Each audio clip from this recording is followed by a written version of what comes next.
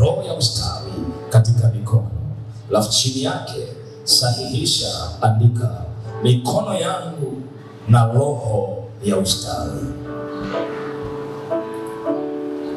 Umenielewa? Chini yake andika mikono yangu na roho ya ustawi.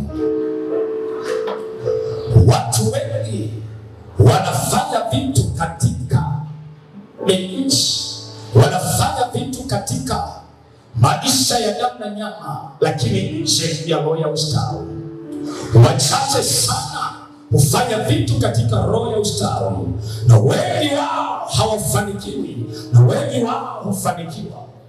Roho ya ustawi ni mambo yanayohusiana na ulimwengu wa roho utokanao na imani. Ninapozungumza juu ya ustawi, ni kitu kinachohusu imani, kisichoonekana katika damu na nyama. Asili yake ni roho. Narudia tena, nikisema ustawi au kizungumza juu ya ustawi, ni kitu kisichoonekana. Asili yake inaanzia rohoni. Nazungumza juu ya ustawi. Ustawi ni kitu cha rohoni kisichoonekana katika ulimwengu wa damu na nyama. Najaribu kutoa tafsiri ya ustawi katika vitu vionekavyo. Unaweza ukaangalia nchi vile inaweza ikafanya vitu vya asili vikastawi, mimea au nyasi na vitu vipandavyo au vilivyoota mahali. Unaweza ukajua nchi ina namna ya kuweza kustawisha mazao itakayopanda au vitu vinavyoota juu yake. Ukaanza kusema nchi ina ustawi, ninaweza nikalima. Kama nchi inaweza ikabeba roho ya ustawi, mwanadamu ni zaidi kushikilia roho ya ustawi. Kama unaweza kutambua roho ya ustawi katika ardhi, chunguza ndani yako kuna roho ya nini. Bwana Yesu asifiwe. Nazungumza juu ya roho ya ustawi juu ya maisha yako. Roho ya ustawi ikiwa juu yako, chochote unachokifanya kitafanikiwa, chochote unachokishika kitastawi. Ila roho ya ustawi ikiwa haiko na wewe, chochote unachokifanya hakitafanikiwa. Utaanza biashara, itadestroy.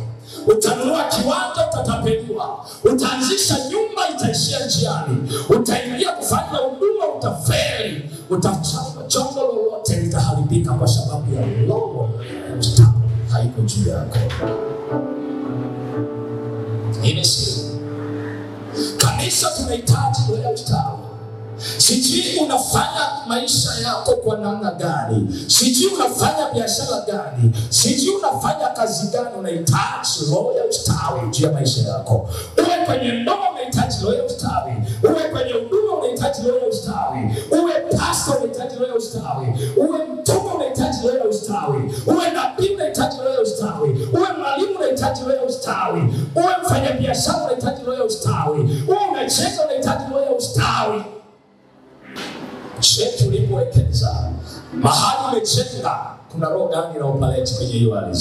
Angalia mahali unapofanya biashara, lea ya mahali hapo, roho zinasema nini? Watu wa mahali pale wanafanikiwa kibiashara, watu wa mahali pale wanafanikiwa kimaisha. Wewe ndani yako una roho ya namna gani? Kama wewe haujabeba nguvu ya roho, basi nguvu ya ardhi inaweza ikakuingia, ikadestroy ustawi ulio nao. Na kama wewe una nguvu ya ustawi, unaweza ukaiambukiza ardhi ya mahali unafanya kitu, kwa sababu ya uweza ulio ndani yako, mkono wa Mungu ulio juu yako, roho na mafuta yanayotiririka. Kuna neno moja unasema, ni vizuri ndugu wakikaa pamoja, ni kama mafuta ya shukayo kutoka kwenye ukiwa kilosi unaishia mbinguni.